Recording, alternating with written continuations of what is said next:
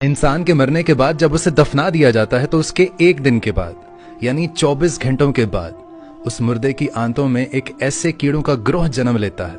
ऐसे कीड़ों का गिरोह अमल में आता है जो उस मुर्दे के पखाने के रास्ते से बाहर निकलता है और साथ में नाकाबिले बर्दाश्त बदबू फैलाना शुरू कर देता है, जो कि दरअसल अपने हम पेशा कीड़ों के लिए एक इन्विटेशन होता है, एक सिग्नल के तौर पर काम करता है। और ये ऐलान होता है बिच्छू और तमाम कीड़े मकोड़े उस इंसान के जिस्म की तरफ हरकत करना शुरू कर देते हैं और उस इंसान का गोश्त खाना भी शुरू कर देते हैं। और आप ये जानकर हैरान हो जाएंगे कि इंसान की तदफीन के 3 दिन के बाद सबसे पहले इंसान की नाक की हालत खराब होना शुरू हो जाती है।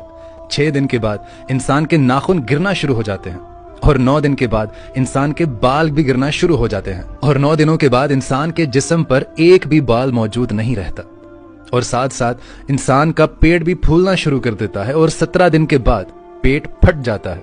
60 दिन के बाद मुर्दे के जिस्म से सारा गोश्त खत्म हो जाता है और इंसान के जिस्म पर एक भी बोटी, एक भी गोश्त का लोथड़ा मौजूद नहीं होता। और दोस्तों 90 दिन के बाद इंसान की हड्डियां भी एक दूसरे से जुदा होना शुरू हो जाती हैं और पूरा 1 साल लगता है।